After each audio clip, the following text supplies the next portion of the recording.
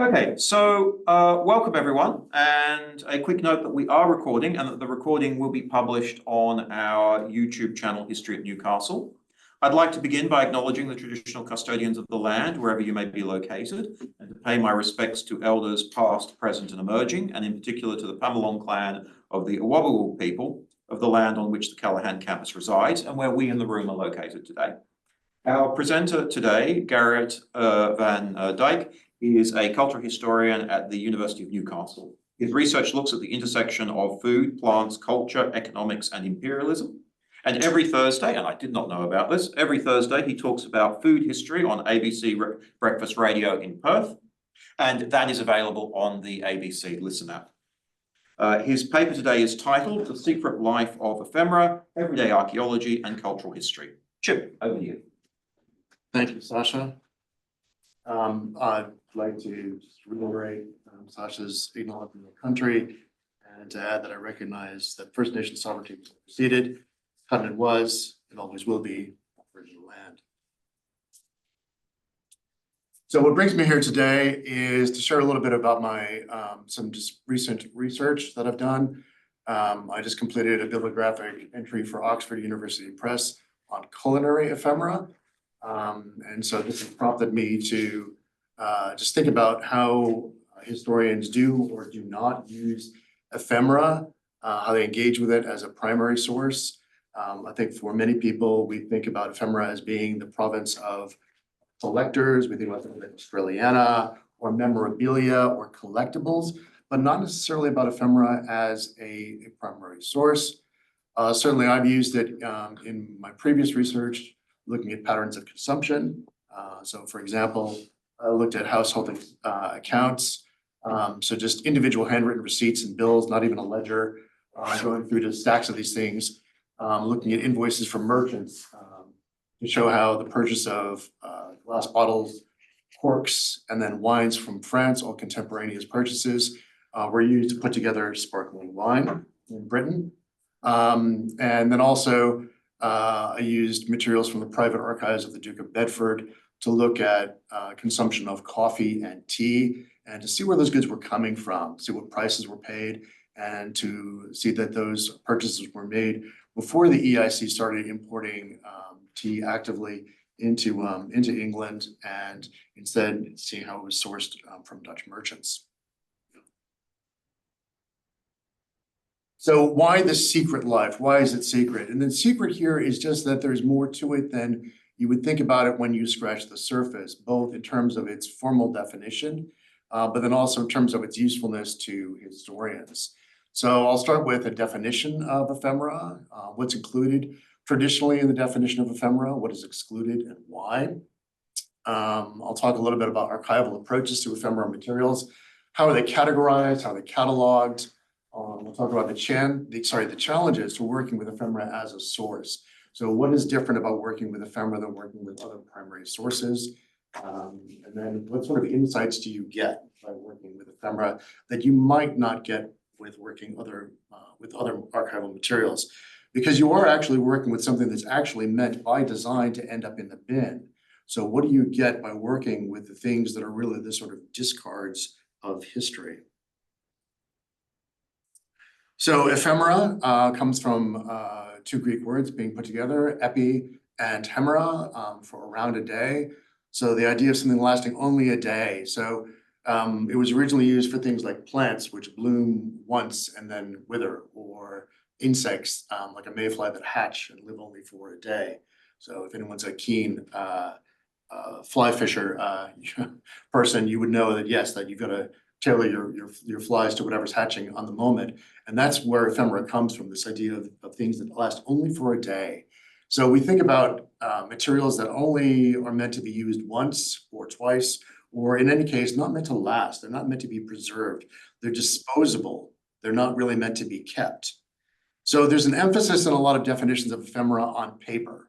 So lots of times you'll see categories at libraries or in archives that talk about printed materials. So printed materials, we know that these can last for a very long time. sometimes longer than digital materials. So the life of a DVD or even of microfiche is nothing compared to acid-free paper.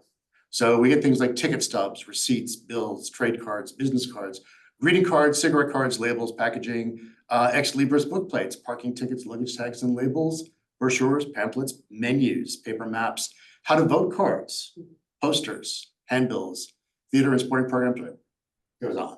And we'll go through some of the examples. And that's definitely a non-exhaustive list. So there are plenty of other things that fall in there too.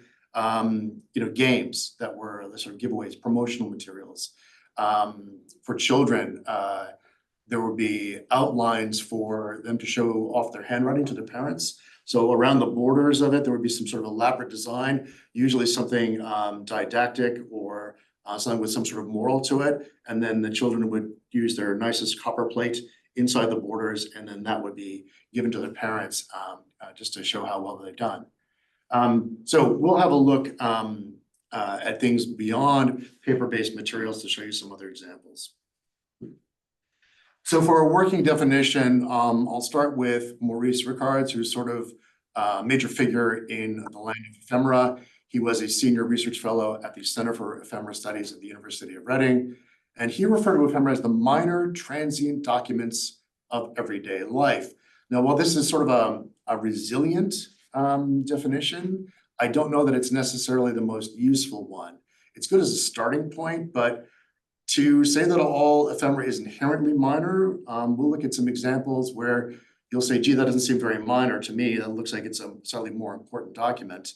And because some materials last for a very long time, they're not necessarily that transient either. That might be transient in the sense that they're meant to be used and then move on, but beyond that, they could last for a very long time. So I think it's hard to come up with a great definition that is really all-encompassing. So it's more often that you define things by exclusion. For me, I look at the original purpose and think about the intent. So what was inherent in the materials that you're looking at? Was it meant to be used and preserved for a long time? Was it meant to be kept? Or is this something that was just meant to be used for a period of time and then discarded, whether or not the material itself is capable of lasting? So is it important enough to keep? Because sometimes with other things, like say, for example, one of the definitions of heritage is things that are important enough to keep.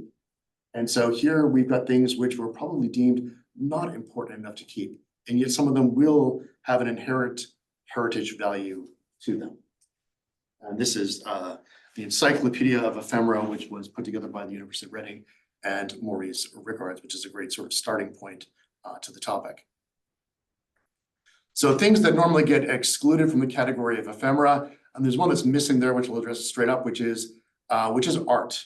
So something which is made as purposefully as an art object would be excluded, even if it is by its own essence ephemeral. It would not be ephemera because it's got a different purpose ascribed to it.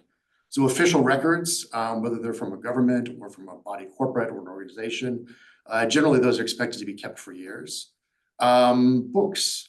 Now there's this, this is a contentious category because, for example, you might have a locally compiled cookbook, which would be considered as ephemera because it hasn't been formally published.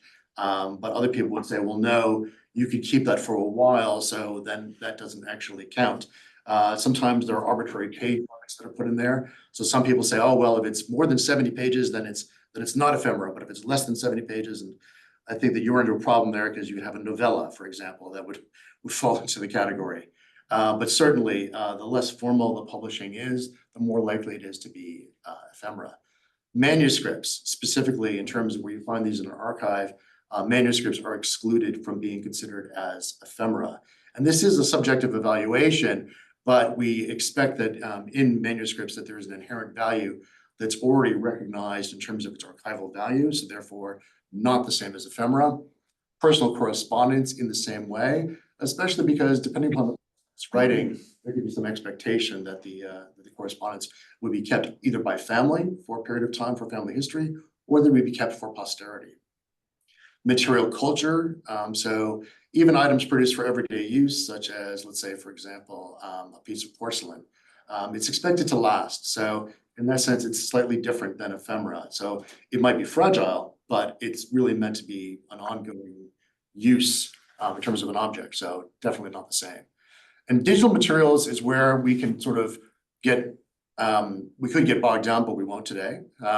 So they're not always excluded, but I'm not going to go into them in full in this discussion, just because things like, say, for example, email would be the kind of thing that would be considered as digital ephemera, but it depends upon how it's archived or not archived. We've got archive.org and the Wayback Machine. So there's a certain amount of digital preservation that's already being done to sort of sweep and archive things from the digital sphere. And then we do have digital preservation of ephemera items, which then sort of challenges the idea that these things don't last because we now have it in digital form. But that's a digital surrogate, and it does not have the physicality or the inherent properties of the original. So it's going to be something different again. And again, that digital surrogate belies the intended purpose or intent when the object was created. All right, so now that we've got a clue here, and definitely I'm being very American when I say basement. I should have said shed or attic or a storage container or anything else except for basement. But there is, I think it's at University of Washington, they've got a whole blog there that's called Things I Found in My Mom's Basement. So I've gotten halfway with my assimilation there. I've said mom, but I forgot to get rid of basement. And there are contemporary collection efforts that are going on right now for ephemera. So for example, at the State Library of New South Wales, they've actually put out a call for materials related to the LGBTQI community, to the BLM movement, to anything related to current First Nations advocacy, bushfires, floods, and especially election ephemera is something that's come through in terms of things that they're looking to collect. So there are things that they're asking for which would not necessarily be included as ephemera, and yet others are. So pamphlets, flyers, handbills, would definitely be ephemera, but then records for organizations, personal correspondence, and photos would not. Things that they're looking for in specific, how to vote leaflets, posters, and core flutes. I had to look up core flute because I didn't know what it was, because I just thought, oh, that's what a corrugated plastic sign is called. It's called a core flute. There we go. Flyers and brochures, stickers, and mail outs. And obviously things like campaign buttons too, to the extent that those are still lurking around, are the kinds of things you get. And so that was the image that they put in their call out looking for materials. So there's this ongoing effort even at this moment. And that's one of the advantages too of, I think, of ephemera, is that you might have ephemera lurking in the back of your junk drawer, right? There might be something there that is actually valuable enough that, that an archive is actually saying, yes, we want that, we value that, and we'd like for you to bring it into us. So there are collection procedures in place for different Australian institutions for that. So where do you find your ephemera? Okay, well, lots of different places. Certainly, there are categories if you go to the NLA and put in ephemera. Same thing with the State Library, obviously, the Library of Congress as well. And for that, the Library of Congress definitely has an emphasis on printed materials, but we'll look at some examples of that in a minute. The British Library, except maybe you might want to come back in about 12 months when they've recovered from their cyber attacks, because they're still having some issues.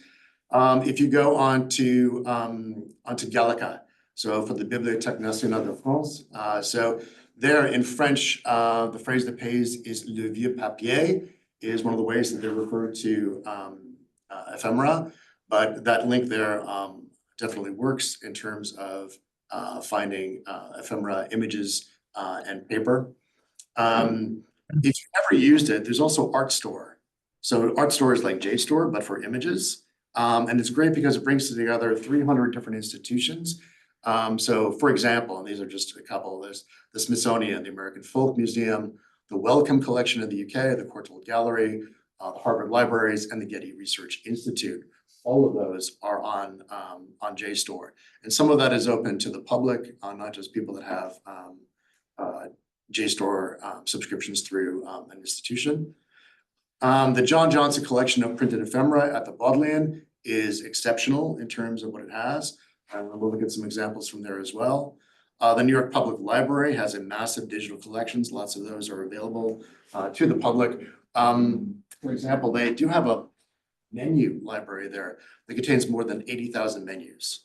So whether you're looking for menus from a specific event or you're looking for menus just to get an idea of different things, there's lots of those there, in addition to all sorts of other ephemera.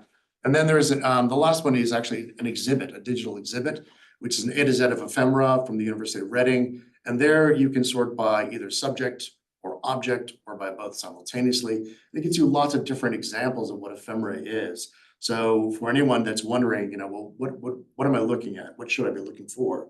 That A to Z exhibit is quite useful.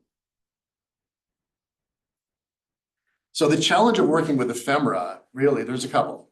First of all, is that if it's not just a straight up text, there could be the question, what am I looking at? What is this thing actually in front of me? So you have to identify the material, have some understanding of its properties. How is it used? So there can be a bit of a steep learning curve, and sometimes you have to acquire some specialist knowledge. So when you think about just all the different categories that are involved, even just for printed materials, yes, there can be that challenge of having to research for that. The next is date. And because while on the one hand, one of the great things about ephemera is that it was actually used by a person, it is meant to be in public consumption. One of the questions is, what's the date? When is it from? How do you find that? So for later materials, lots of times there might be a copyright stamp on it, which makes your life pretty easy. Sometimes you can get, if you're locating an item which has already been archived, then it has a date attached to it. But there is also the danger that sometimes materials in archives can be mischaracterized in terms of their dates. So I have seen this happen in the past where I've seen 17th century material that's been spliced together into an 18th century collection, which was not uncommon for collectors to do. They found things they liked, they had things rebound, and so you've got to actually know what you're looking at a little bit. So there is a presumption in that sense that you have a little bit of a clue of what you're looking at. You don't fall into the trap of finding something that you think is unique and a revelation, and in fact, no, it's just this was a collector doing what collectors do. And then where is it from? So the actual provenance of something may not be known. So you might find a manufacturer, but you may not know its distribution. So for example, something might be made, for example, in one country, but then distributed in another, and you won't necessarily know where it's actually being used. And in that sense, who was the user? So some of the things that you're hoping to get from the ephemera, you wind up having to do a bit of detective work and dig around. In terms of unique insights compared to other archival sources, sometimes ephemera is the only thing that's left as evidence of an event having occurred. So if you think about that, so for example, I know for some of you in things like, if you're researching things like politics or for example, protests, then something like a handbill or a poster or a button might be the only thing that's left from that event that commemorates it.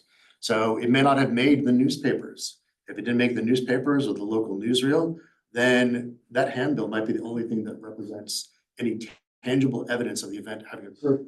So other than an oral history, that might be all you get. So that's one of the advantages. It tends to be more bottom up than top down. Lots of times we're looking at things that were aimed at the general public. So lots of times these might be commercial materials, promotional materials. So in that sense, it's aimed at a wider swath of the public rather than an exclusively elite audience. In general, we're expecting to be literate for the most part, but not to a great extent. There are no assumptions about educational level. Because of the way that these things are being put out to the public, it's very direct. So in that sense, there is no mediation. It's not going through a publisher. It's not going through any sort of gatekeepers or officials. Lots of times, especially for things that are commercial, it's really about reach. It's about the promotional material and how many consumers might be reached by virtue of that. And to a certain extent, that also helps a little bit if you can actually identify something, because you could find out, for example, how many matchbooks were made by the Heinz company that actually had a tomato soup recipe on it. And suddenly you discover, well, they handed out, 5 million of these matchbooks. And if you think about it, that's a lot of people reading a recipe. So when you think about the kind of readership that you would have to be a bestseller, in the sort of, early 1960s to reach 5 million people, suddenly that matchbook has much greater reach than a published text. So it's a little bit different. But again, so there's no approved discourse, there's no edited discourse. It's just how many people, actually picked up a matchbook.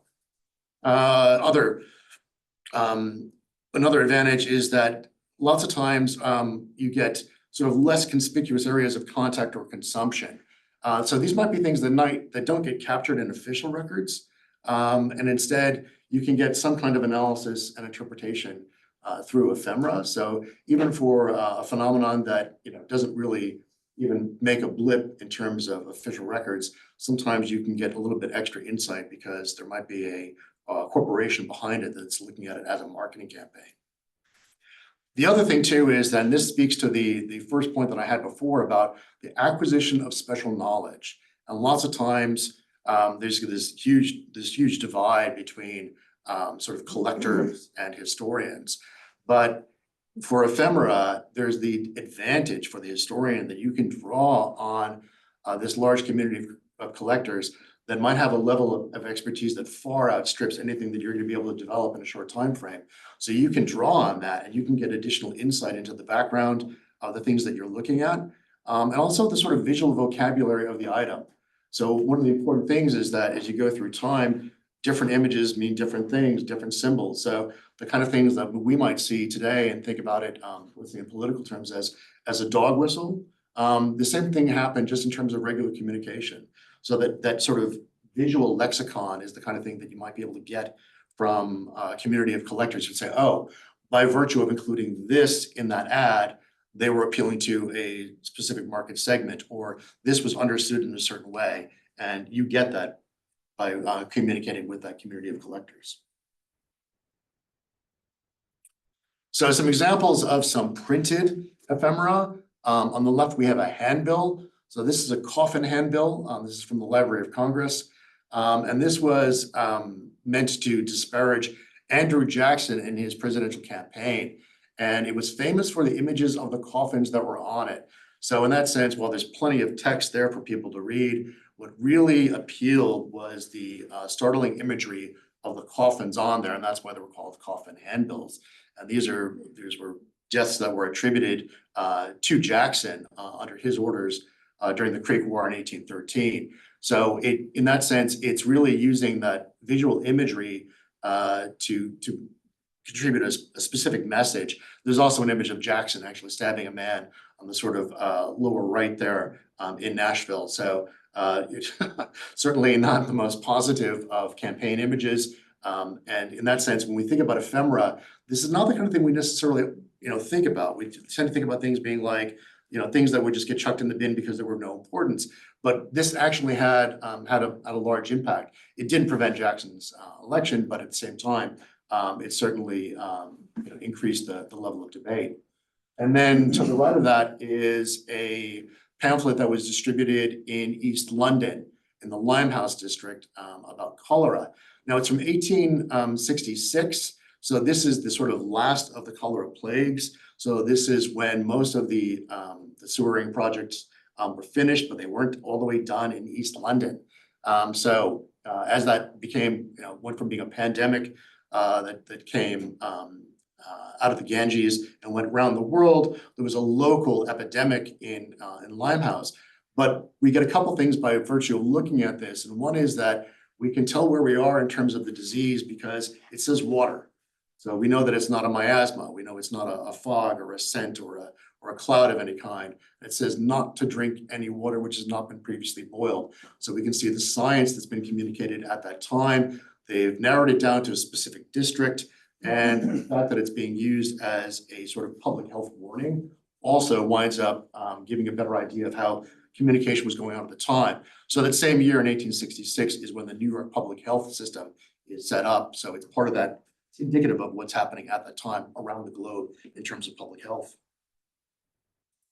And trade cards. So not like a business card. Normally these are a larger format. And on the left, we get what people typically think of when they think about early modern trade cards. So it's from the 18th century, and that is for a goldsmith. And we get lots of imagery. We get tools of the trade. We've got crowns. We've got beautiful things that are being made, ornamental, and it's all very fancy. It's looking Baroque, if not Rococo. And then that's the kind of thing we expect from a trade card. Now, on the other hand, on the right, you have to look in the middle at the top, and I think this should be of interest to at least one of you. This is a calling card and trade card for an executioner. This is for a very famous executioner who is William Marwood. He was famous for introducing what was called the long drop into Britain, and this was identified by Irish surgeons during the period as being a more humane way of executing people by hanging. And the idea was that you would actually snap the neck by having a longer drop, which you can calculate using weight and the distance that they fall to make sure that you have enough force to actually snap a neck instead of actually strangling someone to death. And so his card is there in the middle of that album page up at the top. So you see, by contrast, there's a level of simplicity, which is appreciated, actually, I think, for your executioner. It's slightly more somber and sober than the goldsmith on the left. But surrounding it for whoever collected that card are people that were former clients of Mr. Marwood. So these are, it's interesting to note that he didn't start until he was 54. And then in the brief period that he was an executioner, he dispatched 176 people. So he was very popular and prolific.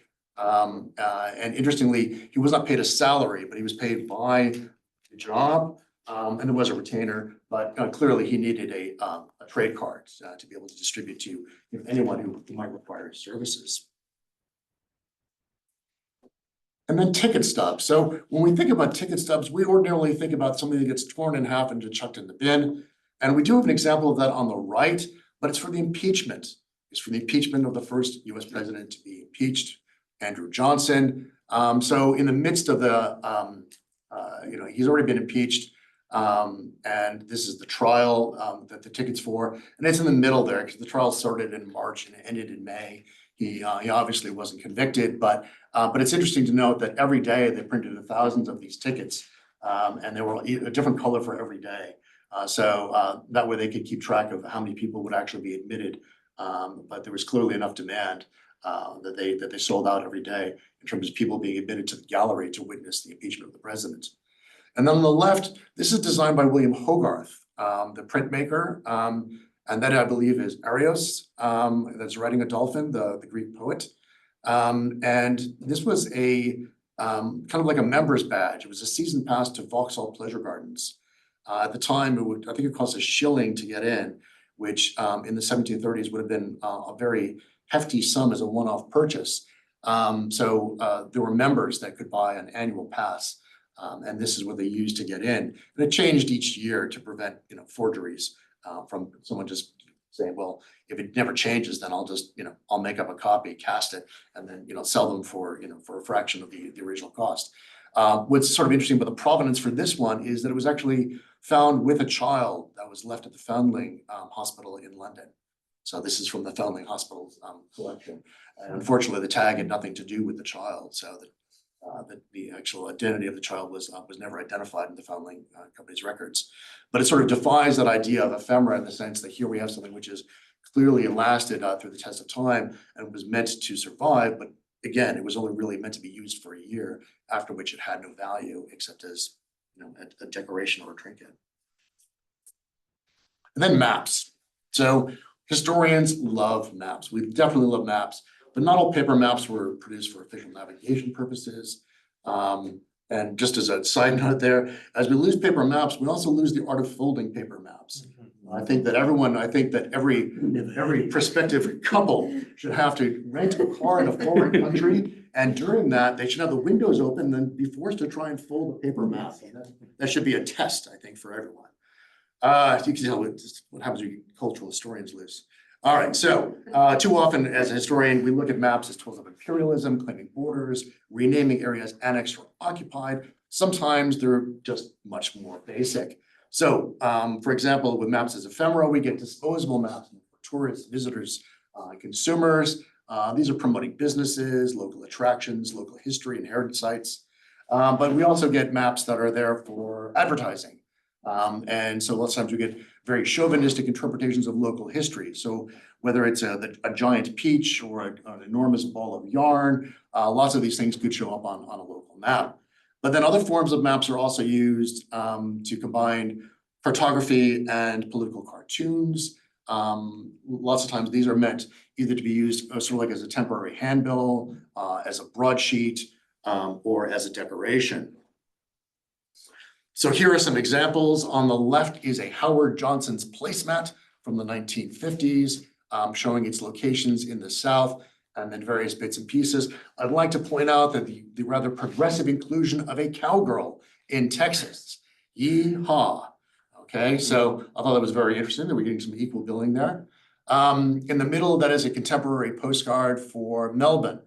We know it's contemporary because we can see Naked for Satan as one of the restaurants that's listed up at the top there. So some local eateries that are definitely 20th century. And then on the far right, a tourist brochure for the best road trip ever in California, going from San Diego to San Francisco. And I have to query the legitimacy of this map because the starting point is Denny's. Maybe that's just me. I mean, like, I don't really have anything against Denny's, and who doesn't like eating out of a skillet? But you wonder about the provenance of something where you're beginning your trip, best road trip ever at Denny's. Slightly more influential here. Here are two maps. One is a propaganda map on the left. So this was actually a foldable map. So it was pink on its back, and you can't really see it in that image, but there will be lines through it from where it was folded up. But it was meant to be the kind of thing that you could take out and then tack up onto a corkboard, if anyone remembers what a corkboard is, or like put up onto a wall. And in its propaganda, for example, lots of national stereotypes. There is Britain sitting on top of a single golden goose, for example, as well as any number of other images through there. And on the right, a bootlegger's map. So this was originally published in black and white in 1926, and it was the first double page format political cartoon published in the United States at the time. So it was meant to be a pullout, so you could take it out and then put it up. And basically, it's just making fun of the whole concept of prohibition. So it's, for example, Arizona is referred to as Arizona. You can see down at the bottom, just to the right of Mexico, there is a revenuer with his binoculars looking for things. We see the Mounties up at the top, at the north of the border in Canada, but they're in a car, and the horse is trailing behind the car. So it's making fun of the image of the Mounties being mounted policemen because they're definitely in an automobile. And then also there's a reference to the 12-mile limit there as well. So it's making fun of the whole concept of it and providing a political commentary. And so as a large format political cartoon, as a map, but meant to be a decoration as well. And then we come to three-dimensional ephemera. So here we go from biscuit tins and condoms to ghost signs. So yes, on the far left, that is a biscuit tin. So that's from the Huntley and Palmer biscuit tin collection. So there is a whole museum that is dedicated. At one stage, Huntley and Palmer was the largest biscuit manufacturer in the world, located in Reading, England, which is coincidentally where the University of Reading has an ephemera society. I think that's probably more than a coincidence, but this made the top 10 of biscuit tins in their collection. But for example, the Victoria and Albert Museum in London has more than 800 biscuit tins in its collection. So there's a wide variety of sort of enduring things that, on the one hand, we might think of as being material culture, but at the same time, these were never really meant to be kept for very long. So it's just because the tin prevents rust that they've survived the test of time. In the middle is a box of latex condoms, which were relatively new in 1933. And more modern condoms, for example, from AIDS education, are preserved very well because the material in which condoms are stored is the same as archives used to prevent moisture from entering into material. So the similar sort of foil packaging would mean that at least, well, not necessarily efficacious for its intended purpose, the the item inside would not perish. But again, the idea that something it's three-dimensional, you can actually see it. But history of science, disease control, contraception, all of those things in our middle category. And then on the right, this link to the built environment. So we don't often think about the built environment as being ephemeral, but the surface of the built environment also provides a canvas for ghost signs. And you find these around the world. So certainly we find these lots of places throughout Australia, especially in Melbourne, for example. I remember seeing lots of ghost signs there. For example, for Persil, detergent, things like that. And lots of times they've survived because a building was built up next to where the advertisement was originally placed. And then when the building is removed, the sign is revealed. Otherwise, it would likely have perished through exposure to weather. But so it's just by chance whether or not these are still around. But it is a form of ephemera because it was never meant to last, and yet still gives us this tangible intrusion of the commercial into the everyday world on a much larger scale. So I'll finish up just with a brief look at some ephemera that I ran across at the Getty Research Institute. So I was there doing a library grant in July, and at the same time that I was doing some of my research for my entry for the bibliography, and I ran across some things in the Paris Expo. Now, expos to me are inherently interesting because they're sort of a transnational space, because they're bringing foreign countries together. You get this mix of technology, modernity, art, architecture, food, culture, all these different things, come together in one space. And in 1900, we're going into a new century. So we get lots of technology there. So we get many things that come together. We get the new Paris Metro is launched. We get talking pictures. We get moving walkways. We get escalators. We get the first diesel engine by Rudolf Diesel, which funnily enough ran on peanut oil to begin with. And then we also get the revolutionary development of condensed soup, which obviously has changed the world. But when you look at a can of Campbell's soup and you see that little metal on there, that's from the 1900 Paris Expo. So we also got a freshly painted Eiffel Tower in shades of yellow to make it look as if it's been dipped in gold. We get Art Nouveau architecture, such as seen in the picture to our right, as well as the famous dragonfly adornments to various metro stops. We get the Gare d'Orsay, which is now the Musée d'Orsay, and we have art exhibitions featuring impressionists. So we get all of this, plus we get 40 nations that have been invited to put up pavilions. So we get 40 different nations exhibiting their culture. We also get, and we'll show you where this is, it's sort of a secluded separate area. We get on the periphery, we get colonial outposts. So there are pavilions representing French, Dutch, Portuguese, and British colonies, protectorates such as Algeria, Cambodia, French West Africa, and the Dutch East Indies, together with indigenous people and bits of culture.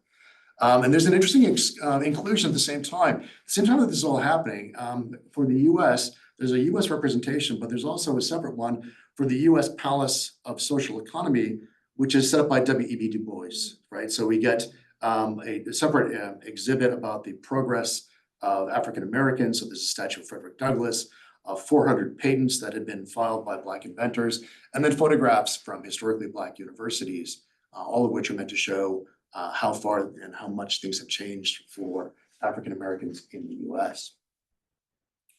So lastly here, some ephemera that I ran across.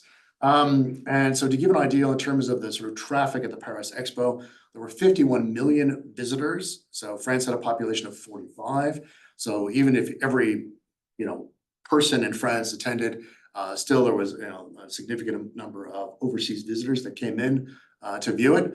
And here I've included, there were any number of these. I had other ones, one from a bicycle company, one from a bitters company. Bitters, as you would use, as I know some of you are fans of the old fashioned. So a company that produced a very special kind of bitters. And each one of them produced its own promotional map. So each map has its own different legend and different emphasis on areas within the map. So you can compare and contrast them and see what sort of things that they put an emphasis on that weren't emphasized in other maps. This one is for a life and fire insurance company. And in it, going from the top, that is the Colonial Pavilion exhibition. And what you can see there is the Seine. So it's been placed across the Seine. So to sort of emphasize the marginality of these colonial pavilions, they're actually been placed at the very edge across the river. Not to be mingling as you would with the other nations. To the right of that is a voucher book. So there was free transport within France. So by clipping that coupon and handing it in, it gave you free travel from anywhere in France to Paris. So that way you can make sure that no one was prevented from getting there by virtue of saying, well, I can't travel. There's a legend there, that vertical picture there, and it's probably a little bit hard to see, but it makes a differentiation between French restaurants and foreign restaurants. So that way, for anyone who's French who was attending, they could make sure that they knew what they were getting into, right? They wouldn't have to be surprised and suddenly turn up to find out that there was no French food available at this restaurant. This was a foreign restaurant. So I thought that was sort of an interesting chauvinistic inclusion in the map. But it also points out the electronic moving walkway that was available, the trottoir électronique, which made it possible as a moving, sort of like a travelator, like you have now at the airport, was available at the time through certain sections of the exposition. And those are the entry tickets. And again, it points out how valuable the tickets are because they've gone to the point to make them fancy. It doesn't just say admit one. So to prevent counterfeits, frauds, that's what you have to do, right? You have to make something fancy enough that it's too much of an effort to duplicate. And obviously they are numbered as well to make sure that no one's going to go to extraordinary lengths to try and get into the expo for free, especially when they've been given a free ticket. And then to the right of that, also, there is another voucher that's can be used for spending at the expo. So the expo actually took 10 years in the making to put together. So it went through a couple of French presidents actually to get off the ground. So it was quite the endeavor. But yes, you can see that through all the different inducements that were offered, made it very easy for anyone to get there, to get their entry, and then to be able to spend money on site with the hope that once there as a captive audience, you would actually spend just a little bit more. But each one of these contributes to the sort of feeling that you would get to think, what would it have been like to clip that coupon or tear that ticket or look at that map and see that? So in that sense, it gives you sort of a bit of a sort of phenomenological effect of being there in that place. So while we don't have time travel, at least it gives you an idea of what it would have been like to actually stare at that map or hand in that ticket and think about that experience. So, similar to oral history and eyewitness testimonies, we can get a different effect when we have these actual documents in front of us to think, what would it have been like to actually turn up at the Paris Expo in the midst of all that the technology and imperialism and modernity and participate in that event. So I hope that this is giving you some insight into the broader aspects of ephemera, some of its potential uses, ways that you might include it either in communicating with students or maybe even incorporating it into your research. Thank you. Thanks, Chief. That was absolutely fascinating. And I'll open the floor to questions. And I believe, Julie, you're there right out of the gate. Yeah, that was really interesting, Chip. Thank you so much, because I agree. I haven't heard a lot of discussion about how we might use ephemera, though I'm glad you pointed out National Library of Australia. So during my PhD 20 years ago, I did pull a folder called Ephemera at the National Library of Australia. And what it contained was 4 pamphlets about touristic visits to wine regions, which at that stage wasn't something that I was particularly researching. So it wasn't necessarily relevant. And then I think your point about a phenomenological approach being really useful in the case of these really lovely documents that you're starting to work with here. I think that you're absolutely onto something there. I feel as though maybe where there is a lot of work going on is that design historians tend to, there's a really big body of literature there. So there's a guy called Giorgio Riello who I taught with last semester in Things That Made the Modern World, who's in a Maxine Berg collection. You know who I mean, right? So he's done some fascinating work where he points, for example, to a soccer ball as a symbol of globalization, but then he uses these specific tools to unpack that. But the thing is, when we're cultural historians and we're looking at something like you are with culinary history, we don't necessarily come from a design background. You know, there's another way that you're coming at that. So I think it's really great that you're looking at this. I don't know if you've met Shrishti Gua yet. So she's just about to finish her PhD. Vicky Haskins is her lead supervisor. And Shrishti's project is specifically looking at postcards, but reading it, postcards and other images, but reading the images from the perspective of how the images are carrying messages about colonial discourse in both Australia and India. And where she's using the idea of ephemera is your point about the matchbooks, which is to say, you know, tomato soup recipe on 5 million matchbooks. Well, particular representation of brown people, white people on a postcard, the similar kind of massification of circulation. So I think that's really interesting. And I do have a quick question as well. Okay, one other quick comment. If you have a visual vocabulary of the item, I really love that phrase. Do you know about the Alan Morse collection? So there's this massive collection of wine labels that's here on campus that's been digitized. It's interesting you say about the way the digital works in this respect with ephemera. So I know that collection's there, but I don't have the tools to read it. So I tend to come at this work from a completely different direction. So there's this massive wine labels collection that a design academic collected, but it tends to not be interpreted because what is the visual vocabulary of the item that we work with? Yeah. So I just I really like what you're doing here, and I know, and you sort of began to talk after you'd set it all up really well about how you'll interpret this material. So I'm wondering if you could just talk for a minute, because I know there'll be other people who have questions, but then you know, so how you might work with that phenomenological method. I'm really interested in that. Sure. So in that sense, you know, part of it is the more you can get your hands on, I think, the better, just to get a variety. So it gives you an idea of the different perspectives that might be offered by the different materials. So even if you limited yourself, for example, just to maps, so like, you know, a plan for, you know, from different manufacturers, then you could look and see, for example, is there any sort of correlation between what they're flogging and what they emphasize? So for example, if it's a wine manufacturer, do they put special emphasis on the pavilions that actually deal with their product or adjacent products or things that identify as being, you know, pertinent for a consumer?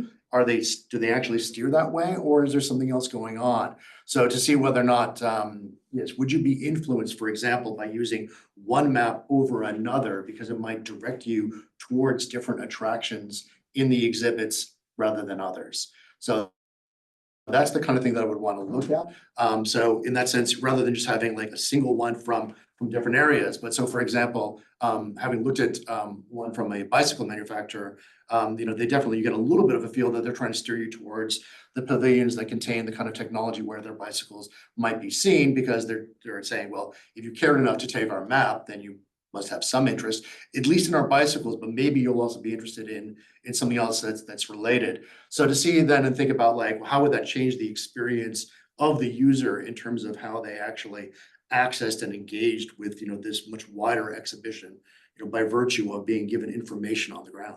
Yeah, so spatial history kind of approach to that as well. That's really interesting. Yeah, thanks, Sasha. We'll go to Nancy. Thank you. I think Umid had his hand up first. Your hand came up first on the screen. All right. Okay, I'll go, and thank you so much for the paper. And I totally get being in your mom's basement and finding interesting things. My mom has been cleaning up since my dad passed, and he liked to have a drink of rum every evening or two. And he kept all of the paper bags from the Liquor Commission over maybe 30 years. And there was this massive collection of changing designs of what was considered to be appropriate. And some of them were seasonal, and she didn't know what to do with them, and I couldn't really advise. But my question is about, are there patterns in how these ephemeral items do manage to get into collections to survive? Because someone at some point has had to resist their ephemerality. And I noticed that some of the tickets and so on that you were showing had not been used or had only been half used. And so obviously someone thought this still has some value, I'll just tuck it away.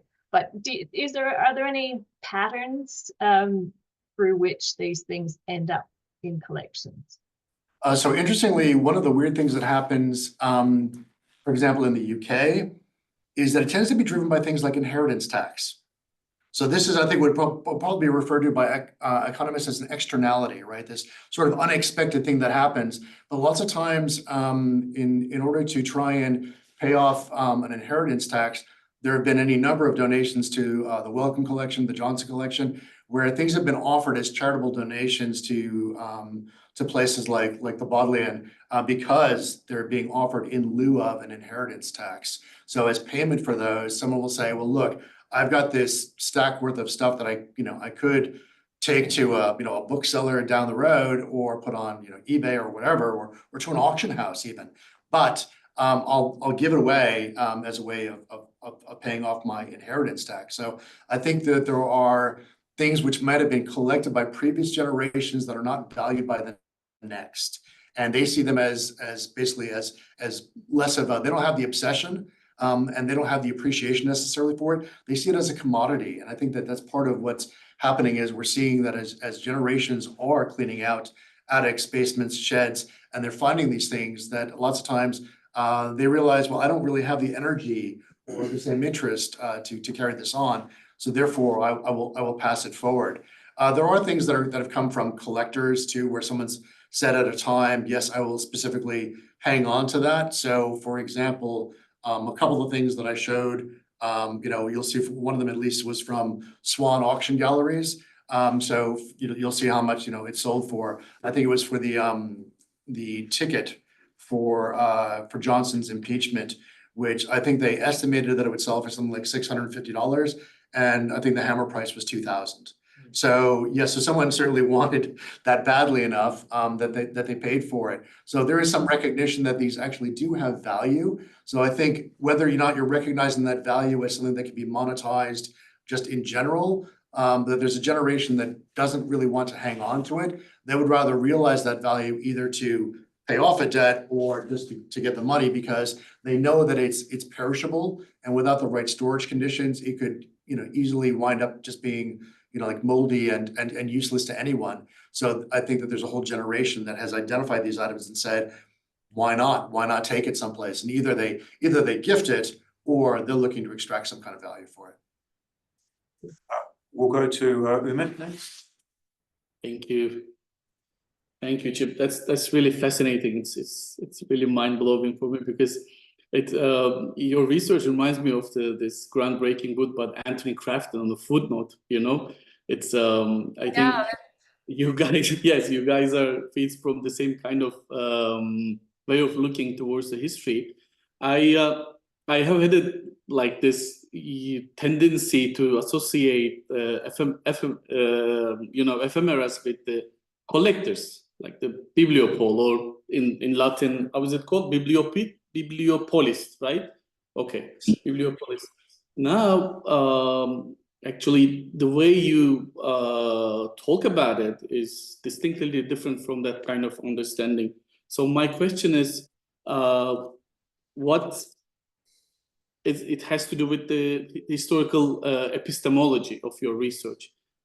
What is the contribution of the ephemeras to generate historical knowledge in terms of its longevity or temporality, its materiality? physical preservation,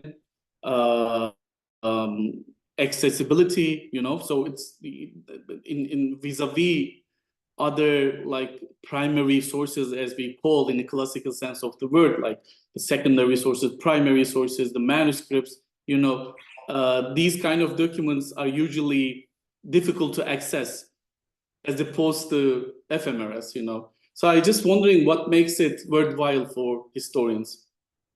Okay, so I think that one of the things you get here is that it's immediately against the grain, because rather than being something, so for example, when we think about things as being an authorized discourse, like, so for example, in critical heritage studies, they talk about an authorized heritage discourse. And when you think about the government as a gatekeeper of its archives are inherently political spaces. Whereas with ephemera, because so much of this is in private hands, or then winds up in as being sort of like a subset, an add-on, an ancillary section of an archive, that it doesn't really go through the same sort of processes. Because these are things that are meant to be thrown away, they actually have this inherent value in that they're not approved, because they were never meant to be kept. So they don't go through the same sort of like necessarily rigorous process of someone saying, well, is that, should we keep that? Should we not keep that? It's almost that after the fact, someone said, we have this is kind of interesting, maybe we should hang on to it. So in that sense, it provides another way of engaging with a period of history, because you don't have to go through this idea of this has gone through, it's percolated down through a series of filters in terms of being approved, and someone has said this is worthwhile. It's almost like it's accidental. So in that sense, it's sort of, there's a certain level of serendipity here, where something has actually survived, made it to this point, and someone's actually recognized along the way, yes, this has some kind of value. And as Julie pointed out, and certainly when I wrote about menus for Oxford, most of the menu books that are out there are from people that are doing graphic design. But so like, it might be the graphic design scholars have saved something for one reason, but then when I look at a menu, I might get something completely different, because it could tell me about disposable income. It could tell me about patterns of consumption. It tells me about the change of the eating experience, where suddenly the menu becomes part of the dining experience, a part of the ambiance, because it's not just, Helvetica black and white on a piece of paper. Instead, like there are menus that are printed on silk. So, I mean, what is it about the menu that suddenly became part of the ritual of dining and of being out in that space, that it changes, that it becomes important, that it's attractive? So there are different things that you get from ephemera that you don't get from other sources.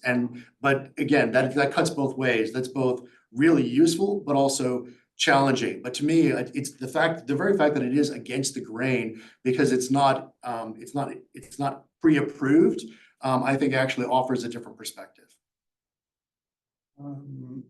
Ryan? Excellent talk. Thank you very much. I always like it when you can incorporate a few Greek references, like the term ephemera itself. So There was some in there, yep. always lovely to see. Just two quick questions. You mentioned the caution that's needed sometimes when ephemera is sort of collected out of context, so you might have, a 16th and 17th century thing in the same collection or on the same scrapbook. I'm wondering, if we can learn even from those sorts of practices, around contemporary, what's sort of in vogue for collecting at the time, or maybe, what, I guess it could be simply limited to what some eccentric collector, their own special knowledge. But if that, even if in those situations, we can learn a little bit about the times in which these collections are being made.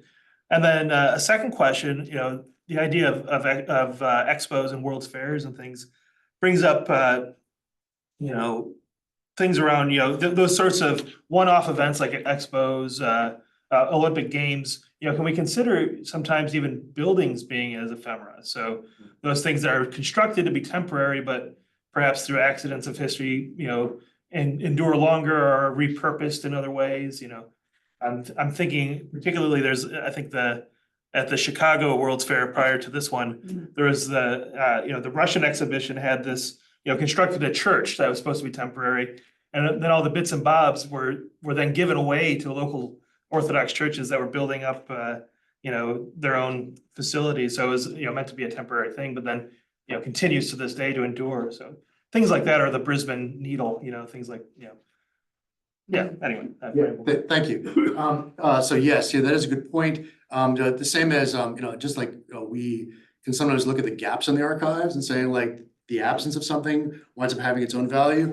Then yes, too, the very fact that someone actually, that a 19th century collector has basically taken the trouble to extract something from a 17th century pamphlet and put it into an 18th century pamphlet tells us something about the way that they were viewing that. And to them, there was no sanctity to the source. It was like, that's a pretty picture. That's a pretty picture. You know what would be really pretty? Those two pictures together. So that idea that for the collector, that they're not thinking necessarily, they're not driven by the same, motivations that we might have in terms of looking at something and saying it's got a level of integrity that needs to be preserved. Instead, they were saying like, hey, I really like this picture. I'd like to have that in here. I'm gonna, take this apart and put it back together again. So that's definitely useful because it is a choice and that tells us something. And the second thing is that building there too, that was actually torn down. So, so some things like the Grand Palais and the Petit Palace in France were kept, but many of the other buildings that were on the site there, like around the Trocadero and things like that, all got torn down. So yes, for many of these spaces, they create something really elaborate like this beautiful Art Nouveau structure, and then it just gets wiped. It just gets taken down. So, so what's really sort of interesting is that there's also a specific technology that's used for that. So they wind up using a specific sort of like a plaster and lath construction mode, which basically provided enough structural integrity for the moment, but was not meant to endure. So in that sense, there is an ephemeral form of built environment that was used for these structures. So while for some things, maybe like for the Russian Orthodox Church in Chicago, those things could be taken apart and bits of it used. Other ones really were built almost like a Hollywood set, in the sense that they were good enough for a short period of time, a couple of weeks, but then after that, they wouldn't have withstood the test of time or weather. So they were actually meant to be bulldozed. So they were constructed in a way which was economical and temporary, and then afterwards came apart. But then other bits, obviously, like endured. So even if you go out to Queens, to Flushing Meadows, you still see the bits that are left over from the World's Fair there. And obviously they make reappearances in popular culture and things like Men in Black. But yes, it's yes, the built environment too for these things. It's very of the moment, but then gone. Except the Eiffel Tower. Except the Eiffel Tower, which came from, that was 1889 that got built. There was a fake Bastille that was built at the time. And the other really big thing that came in 1889 was the Legend of Dom Perignon. Was all three were at the 1889. But it was intended to be a temporary structure. Yes, I know, but it winds up being this bizarre combination of architecture and lingerie that's endured to this day. We are running out of time, but Michelle, did you have a last question for Chip? Yes, I do. Thank you. That was absolutely fascinating, Chip. Thank you so much. I just have a little question. I'm just wondering about the future of this sort of study on ephemera. I mean, you mentioned earlier that paper was always thought to be sort of fairly temporary. But as you say, it's actually quite long lasting as long as you use acid-free paper, that sort of thing. But I'm just wondering about the current trends towards making things compostable. Like, I get for example, just a simple example, I get packages nowadays and they come in plastic or they come in paper and they're meant to be compostable, which to me means that they'll be even less long lasting than, well, they'll be less long lasting. So I'm just wondering, is the field of ephemera studies going, is it, I don't know, I guess, is it at risk? Are we at risk of losing stuff because we're so worried about not making things that last forever, like plastic? Yeah, I think, I take your point. I think what will be lost will be the physicality. So the ability to preserve the physical object. The flip side of that is that as we've improved with digital capabilities, so for example, to make it really easy to do 3D scans of things now.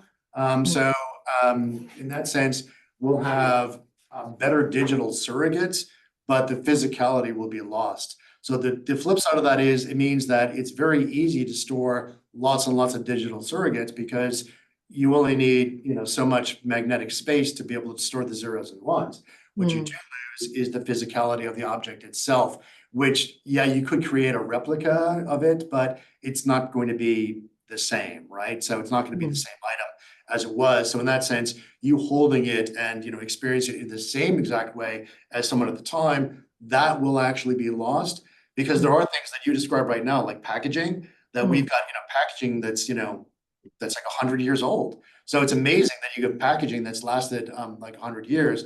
But yes, rather than it cluttering up a landfill everywhere and then becoming a source for, for generating new greenhouse gases, that is, I suppose, the cost is that we'll have to learn how to accept that digital surrogacy is the best we can hope for some of these items as they tend to break down. Thank you. Okay, so we will have to finish up, but thank you, Chip, for an absolutely cracking paper. Just before you go, a quick note that our next event will be on Thursday, the 26th of September, from 4 to 5 p.m. and will be online only. Our speaker, Ugo Ungo from the University of Amsterdam, will be presenting on Syrian Gulag, an unending history of Assad's prison system. And that event is co-hosted by the Center for the Study of Violence. And we hope to see you then. Until then, Thank you, Sasha. Thank you, Chip. Thank you, Umit.